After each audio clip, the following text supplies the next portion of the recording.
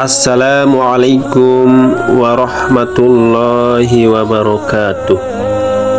Dalam kesempatan ini, channel Jalan Lurus akan membahas tentang keutamaan belajar, membaca, dan mengamalkan Al-Quran.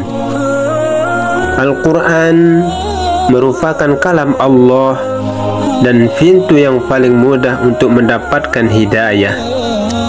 Allah Subhanahu wa Ta'ala telah menurunkan Al-Quran kepada umat Islam sebagai petunjuk, rahmat, cahaya, kabar gembira, dan peringatan bagi orang-orang yang mau mengingatnya. Dalam surah An-Nahl ayat 89, Allah Subhanahu wa Ta'ala berfirman, "Wa nazzalna 'alaikal kitaba tibyanan likulli syai'in wa hudaw wa rahmah wa busyra lil muslimin." Dan kami turunkan kepadamu Al-Quran untuk menjelaskan segala sesuatu dan petunjuk serta rahmat dan kabar gembira bagi orang-orang yang berserah diri. Membaca Al-Quran merupakan amalan ibadah mulia yang mempunyai berbagai keistimewaan. Karena itu wajib bagi tiap muslim untuk belajar Al-Quran agar bisa membacanya dengan baik dan benar. Salah satu upaya belajar Al-Quran yakni dengan mengetahui ilmu tajwid. Menurut bahasa, tajwid adalah tahsin, yang artinya memperindah. Hukum mempelajari ilmu tajwid adalah fardu kifayah, sedang membaca Al-Quran dengan baik dan benar sesuai ilmu tajwid hukumnya fardu ain. Bagi orang yang belum mampu membaca Al-Quran sesuai dengan kaidah-kaidah ilmu tajwid, maka wajib hukumnya untuk berusaha membaguskan bacaannya sehingga mencapai standar yang telah ditetapkan oleh Rasulullah Sallallahu Alaihi Wasallam. Perintah membaca Al-Quran dengan tartil telah disebutkan oleh Allah dalam Al-Quran, "Warattilil Qur'ana tartila," dan bacalah Al-Quran itu dengan perlahan-lahan. Quran surah Al-Muzammil ayat 4. Ibnu Katsir menerangkan maksud ayat di atas adalah bacalah Al-Quran dengan tartil atau perlahan-lahan, karena sesungguhnya bacaan seperti ini membantu untuk memahami dan merenungkan makna yang dibaca. Dan memang demikianlah bacaan yang dilakukan oleh Nabi Muhammad Sallallahu Alaihi Wasallam. Ada banyak hadis yang menunjukkan anjuran belajar dan membaca Al-Quran, kitab suci umat Islam yang diturunkan oleh Allah Subhanahu wa Ta'ala kepada Nabi Muhammad Sallallahu Alaihi Wasallam melalui malaikat Jibril. Umat Islam wajib bangga dengan kitab suci Al-Quran karena merupakan bacaan sempurna, mulia, dan mendatangkan syafaat serta pahala, sehingga disebut dengan Al-Quran Al-Karim, yaitu Al-Quran yang sempurna.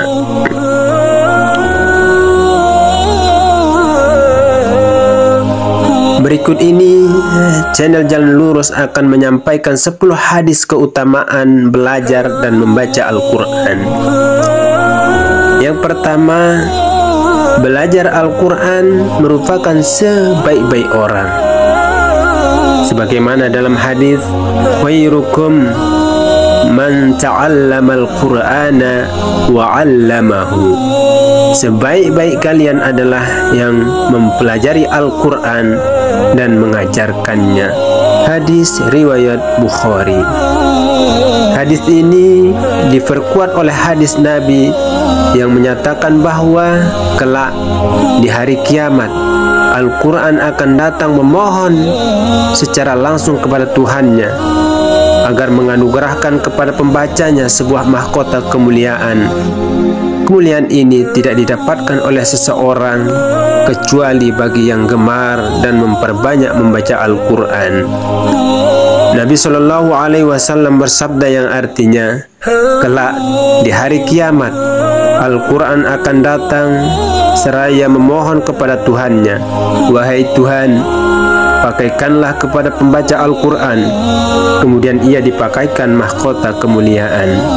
Kemudian ia memohon kembali, wahai Tuhan, tambahkanlah. Kemudian dipakaikan pakaian kemuliaan. Kemudian ia memohon lagi, wahai Tuhan, ridhoilah dia. Kemudian Allah pun meridhoinya.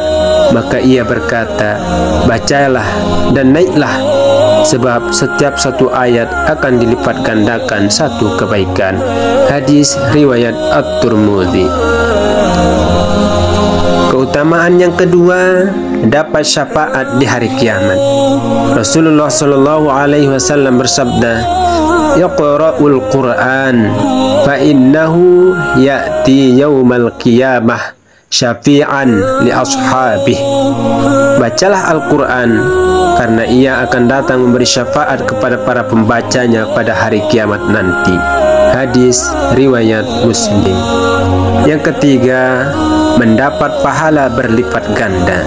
Rasulullah Shallallahu Alaihi Wasallam bersabda yang artinya, dari Aisyah, dari Nabi Shallallahu Alaihi Wasallam, beliau bersabda, perumpamaan orang membaca Al-Quran sedangkan ia menghafalnya, maka ia akan bersama para malaikat mulia. Sedangkan perumpamaan seorang yang membaca Al-Quran dengan tekun dan ia mengalami kesulitan atasnya, maka dia akan mendapat 2 ganjaran pahala. Hadis riwayat Bukhari. Yang keempat, orang yang membaca Al-Quran mulutnya bau harum. Salah satu nas hadis secara tegas membandingkan orang yang membaca Al-Quran dengan yang tidak membaca Al-Quran. Dari Abu Musa Al-Ash'ari berkata, Rasulullah Shallallahu Alaihi Wasallam bersabda yang artinya, perumpamaan orang mukmin yang membaca Al-Quran bagaikan buah limau, baunya harum dan rasanya lezat. Dan perumpamaan orang mukmin yang tidak membaca Al-Quran bagaikan kurma, rasanya lezat dan tidak berbau. Dan perumpamaan orang munafik yang membaca Al-Quran bagaikan buah raihanah yang baunya harum dan rasanya pahit. Dan perumpamaan orang munafik yang tidak membaca Al-Quran bagaikan buah hanzalah, tidak berbau dan rasanya pahit. Hadis riwayat Bukhari dan Muslim. Yang kelima, bersama dengan para malaikat.